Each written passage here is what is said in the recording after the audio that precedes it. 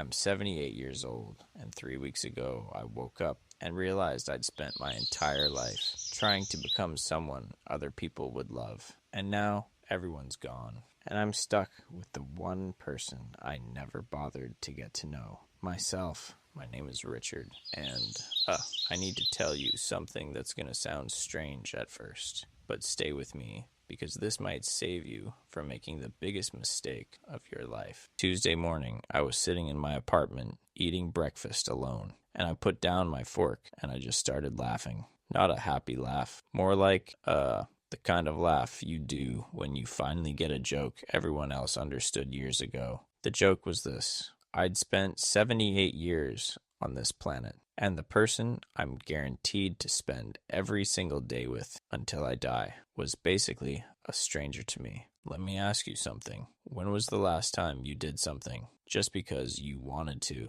Not because it would impress someone, not because it was responsible, just because it made you happy. If you're struggling to answer that question, keep watching, because I couldn't answer it either until very recently. I was married for 50 years to a woman named Patricia. We had what everyone would call a good marriage. We raised 3 kids together, then built a life, had a house in the suburbs, 2 cars, vacations every couple of years. Patricia died 4 years ago. Heart attack, completely unexpected. And in those weeks after she passed, everyone kept saying the same things. At least you have your children. At least you're not really alone. But here's the truth nobody wanted to hear. I was alone. And more than that, I was alone with someone I didn't really know, me. I remember probably 2 months after she died, I was standing in my kitchen trying to decide what to make for dinner. And I opened the refrigerator and I just stood there. And I realized something that made my stomach drop.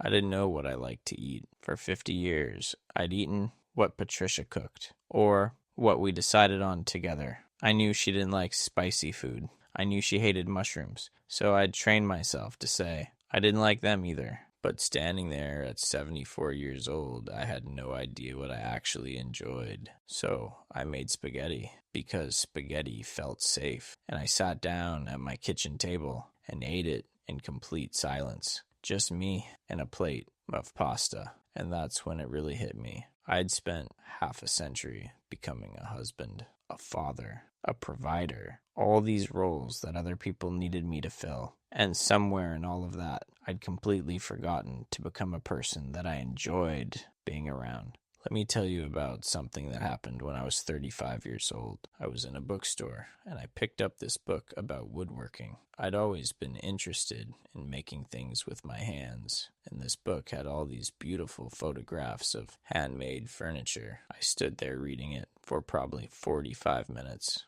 I was completely absorbed. Then Patricia found me and said we needed to get going. We had to pick up the kids. So I put the book back. On the drive home, she asked what I was looking at, and I told her. And she said, "Oh, that's nice. But where would you even do that? We don't have space for all those tools." And she was right. We had a small house, 2 kids, a mortgage. So I let it go. And you know what? I didn't think about woodworking again for 43 years. Not until after Patricia died, and I was cleaning out the garage. And I found that same book. Turns out I'd bought it that day after all, and just stuck it on a shelf. 43 years it sat there. I wasn't being stopped by Patricia. She was just being practical. I was stopping myself. I was using responsibility as a reason to never figure out who I actually was. And that's the thing nobody tells you. It's so easy to lose yourself in other people. And it feels noble, doesn't it?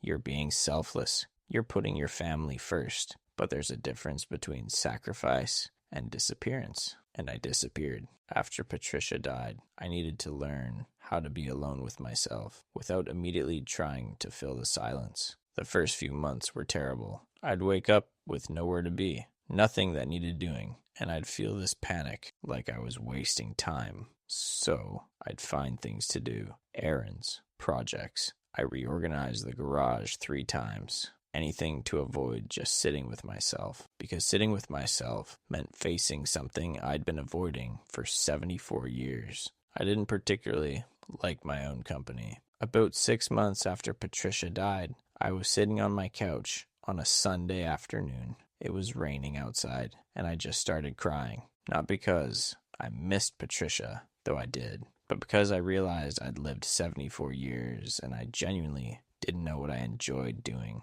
on a Sunday afternoon. I'd spent my entire life waiting for someone else to decide how we'd spend our time. And now that I had all the time in the world, I had absolutely no idea what to do with it. So I made a decision that day. I decided I needed to meet myself. For the first time, I started small. I went to the grocery store and bought ingredients for meals I'd never tried before. Some were terrible, but some I loved. I discovered I actually really likes mushrooms, the thing Patricia hated. Turns out I love them. I found out I preferred tea over coffee in the afternoon, that I like jazz music, that I enjoy cooking when I'm making something I want to eat. These sound like tiny things, but they mattered, because for the first time in decades, I was learning about myself instead of just adapting to everyone else. I started going to this diner near my house every Tuesday morning, little place called Mel's, and I'd order breakfast and bring a book, not because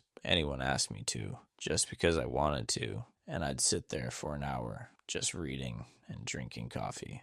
And slowly, very slowly, I started to feel like I was someone, not someone's husband, not someone's father, just someone. I'm not saying I regret my marriage or my family. Patricia was a good woman, and I loved her. My kids are good people. But I do regret that I never made room for myself in my own life. I regret that I treated my own preferences like they were optional, like they were luxuries I couldn't afford. Because now, at 78, I'm finally getting to know myself. And it turns out I'm actually pretty interesting. But I wish I'd met this person 40 years ago. Here's what I need you to understand. The one relationship you are guaranteed to have for your entire life is the one with yourself. Everyone else, no matter how much you love them, they might leave, they might die. But you're stuck with you from the moment you're born until the moment you die. And if you spend that whole time ignoring yourself or trying to become someone you think other people will like better, you are setting yourself up for a very lonely ending. I see people your age, and I see myself at 30, at 40, at 50. You're busy. You've got jobs and kids and mortgages and a million responsibilities. And I'm not telling you to abandon all of that, but I am telling you to carve out some space, and even just a little space, where you're not performing any role, where you're just being you, whoever that is. Start asking yourself questions, real questions. What do you actually like to eat when no one else is around? What would you do on a Saturday if you had no obligations? What makes you laugh? What makes you feel calm? And then actually do some of those things. Not someday, not when you have more time. Now, last year, I finally took that woodworking class. I'm 77 years old and my hands shake a little, but I made a small box. It's not perfect. One corner doesn't line up right, but it's mine. And when I finished it, I felt something I hadn't felt in years. I felt proud of myself, not proud of what I'd accomplished for other people, just proud of me. I have a grandson who's 32. He came to visit last month and seemed really stressed. I asked him what was wrong. He said he felt like he was falling behind where he should be at his age. And I said, "Do you like your life?" He paused for a long time, then said, "I don't know, Grandpa. I haven't really thought about it like that." That's the trap. We're so busy measuring ourselves against some imaginary standard that we forget to ask if we even like the life we're building. We forget to ask if we like ourselves. I'm not saying be selfish, but taking care of yourself, knowing yourself, liking yourself, that's not selfish. That's necessary, because you are the only person you can't walk away from. You're the only relationship that's truly permanent. And if you don't invest in that relationship, you're going to end up like me, 78 years old, eating breakfast alone, realizing you're sitting across from a stranger. So spend time with yourself, real time, not scrolling through your phone, not watching TV to zone out. Actual time where you're present with your own thoughts. It's going to be uncomfortable at first. You might realize you've been performing for so long that you don't know who you are underneath. That's okay. Start small. One thing you do just for yourself. One thing that has no purpose except that it makes you happy. Maybe it's 20 minutes with coffee before everyone wakes up. Maybe it's a walk once a week. Maybe it's a hobby you gave up because it wasn't practical. Just one thing. The people who really love you will understand, and the people who need you to stay small and always available, maybe those relationships need to be reconsidered. I'm 78 years old now. If I'm lucky, maybe I've got 5 more years, maybe 10. And I'm finally being friends with myself. I'm learning what I like and what makes me feel alive. I'm reading books I want to read. I'm spending Tuesday mornings at Mel's doing absolutely nothing productive. And I wish I'd started this 50 years ago. So don't wait. Don't wait until everyone else is gone. Start now, today. Your life is yours. And the person living that life deserves your attention, your kindness, your time. That person is you. If this hit home, tell me in the comments, what's one thing you're going to do just for yourself this week? And subscribe to this channel. Maybe something we say will save you from learning it the hard way. The clock is ticking, not just on your life, but on your chance to know the person you're spending it with. Don't waste that time. I did. But you still have time. Use it.